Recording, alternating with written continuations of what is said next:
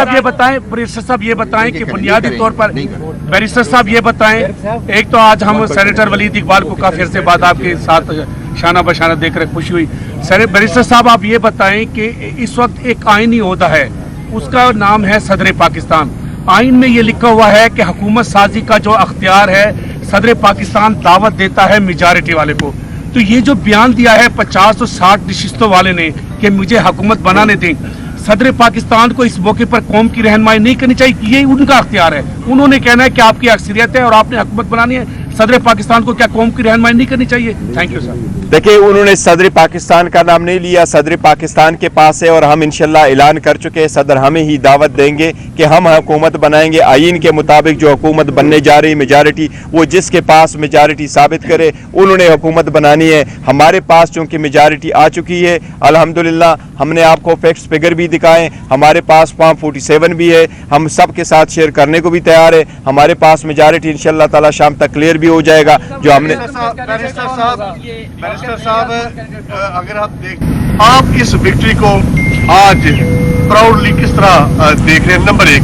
Number दो, आप मरकज में भी हुकूमत बनाने जा रहे हैं, पंजाब में भी और केपी में भी।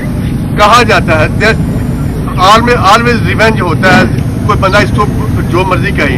कोई ऐसी सूरत तो नहीं होगी इदारों के लिए? क्या आपका मैसेज होगा? हम हुकूमत बनाएंगे तो आइन और कानून की रोशनी में क्या करेंगे? देखें, जहाँ तक इस बात का ताल्लुक है 2 सालों में जो हुआ, यही इसलिए हमने कहा कि हमने विक्ट्री ना इसके नाम कर दी है गुलामी नामंजूर।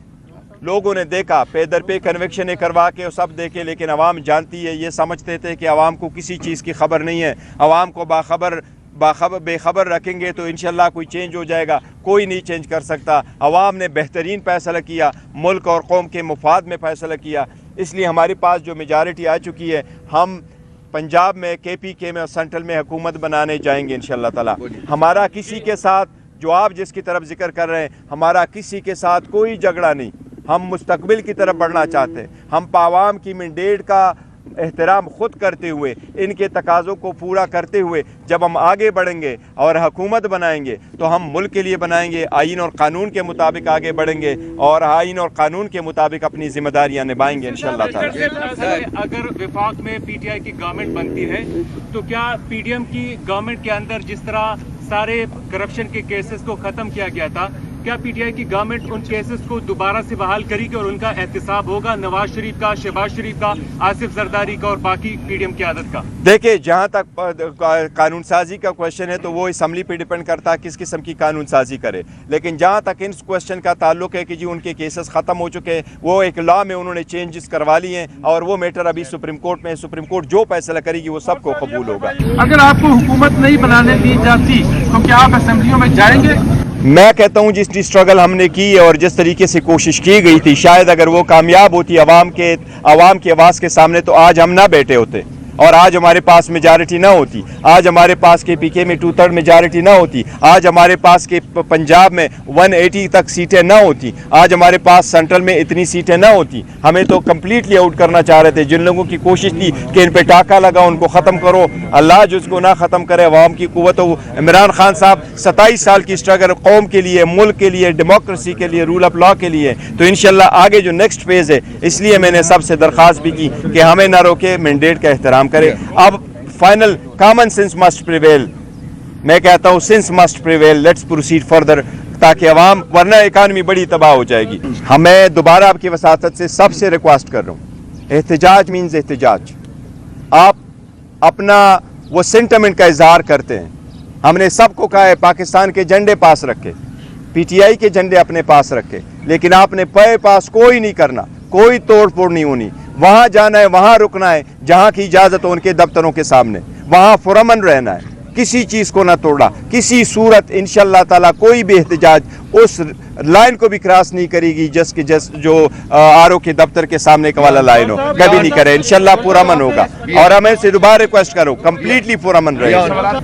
देखो, मैंने जहाँ वहदतुल मुस्लिमीन की बात की है तो मैंने ये बात नहीं की कि हम उसकी पार्टी को ज्वाइन करेंगे। ये उन्होंने दूसरे तनाजुर में कहा था, उसका किया था कि जी इनकी सीटें मिली हैं। जहाँ तक महमूद खान अचकज़ई की बात है तो हमने कोई उनके साथ कोई कांटेक्ट नहीं किया है, नहीं हमारा उनके साथ राबिता है उस साइन में। लेकिन यस, ये हमारा एक पॉलिटिकल डिसीजन हम लेंगे कि हम किसके पास जाएंगे और किस तरीके को ज्वाइन करेंगे, और इंशाल्लाह ताला वो प्रोसेस कानून के मुताबिक है। लेकिन उसके 10 दिन का टाइम होता है। जब रिटर्न कैंडिडेट का नोटिफिकेशन इशू होगा उसके बाद 3 दिन है पार्टीज कैंडिडेट के लिए कि वो शामिल हो जाए। आल दो हम समझते हैं, मैं समझता हूँ और हम सारे समझते हैं कि हमारे जितने कैंडिडेट है वो लायल भी हमारे साथ रहेंगे, लेकिन ये पार्टी एफिलिएटेड है अल्हम्दुलिल्लाह और ये हमारे साथ है। कि क्या पॉसिबिलिटी है कि पाकिस्तान पीपल्स पार्टी या के साथ आप निगोशिएट कर सके?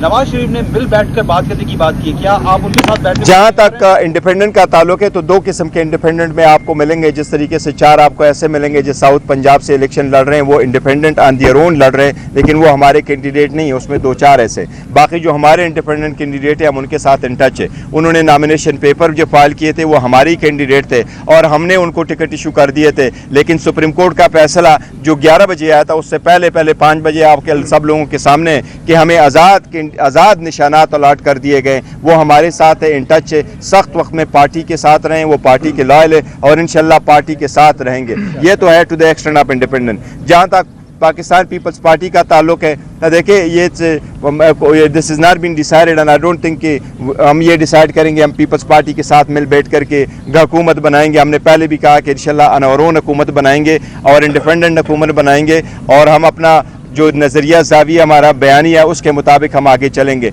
नवाज शरीफ ने जिस तरह के किया, मैं उस स्टेटमेंट के मैंने कहा कि ये खुशाइंद नहीं है जमहूरियत के लिए कि आप 50 सीटों पे बैठ कर के आएँ। ये उस बात की अक्कासी करता है जिस अक्कासी पे वो आया कि मेरी डील हुई है, मेरी बात हुई है और मैं हुकूमत बनाऊंगा, मैं वज़ीर आज़म बनूंगा। यस, उसके साथ प्री इलेक्शन सारे डील हो गई है, लेकिन उसकी डील अवाम के साथ नहीं थे, अवाम ने उसकी डीलें रिजेक्ट की है। बैरिस्टर साहब, जो 8 फरवरी से पहले की पीटीआई थी और जीत के बाद जो अब पीटीआई है, इसमें क्या फ़र्क है? क्या इदारों की जानिब से अब भी आप पर उसी तरह जुल्म सितम हो रहा है या नहीं? देखिए 8 फरवरी से पहले जो पीटीआई थी, अभी पीटीआई है वही पीटीआई है जो खान साहब की डायरेक्शन में चल रही है। लेकिन अवाम ने बड़ा मैंडेट दिया है और बड़े उनके शुक्रगुजार है कि उन्होंने खान साहब की आवाज़ पे जो लब्बे करके इतने मैंडेट दिया इन सब चीज़ों के बावजूद। लेकिन इदारों का हमारे सबका एहतराम है। हम कहते हैं कि जी सीज़ फायर होने चाहिए, आगे की तरफ बढ़े, लेकिन ये मैंडेट का एहतराम लाजिम है।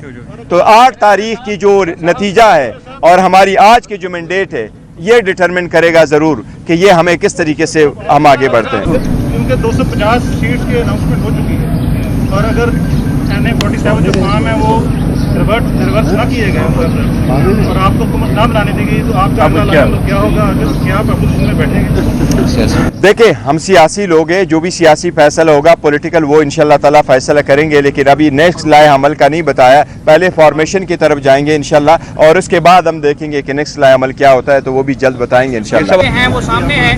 दूसरी उन्होंने इसको कहा है आज अडियाला जेल में अल-कादिर ट्रस्ट केस की समाअत होना थी, वहाँ पर बुशरा बीबी को पेश नहीं किया गया, इमरान खान के वकला को अंदर नहीं जाने दिया गया और समाअत 15 फरवरी तक मुलतवी की गई है। तो इस तरह का जो कंडक्ट है उस पर आप क्या कमेंट करेंगे? 3 केसेस में इमरान खान कन्विक्टेड है। देखिए, उस पर हम एक स्टेटमेंट दे चुके हैं।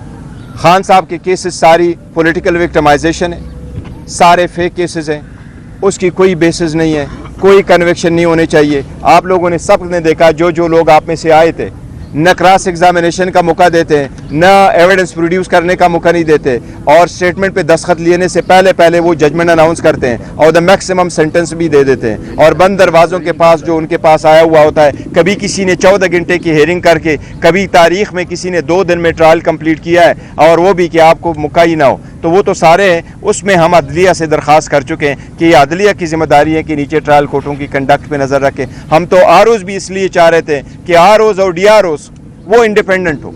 अगर वो अदलिया से होते तो शायद आज के दिन जो रिजल्ट इतना डिले होगा ये ना होता। हमने किसी की न ट्रोलिंग की है, चाहे वो कोई इंस्टीट्यूशन हो, चाहे वो अदलिया हो, किसी की भी नहीं की है, न किसी को एडवाइस किया, ना ऑर्गेनाइज न अदरवाइज। तो ये इस पे हमारे पिछले स्टेटमेंट आ चुके। देखें, जहाँ तक इंडिपेंडेंट का ताल्लुक है कि मैं आपको बताऊँ 2018 और 24 को आप मैच नहीं कर सकते, कंपेयर नहीं कर सकते।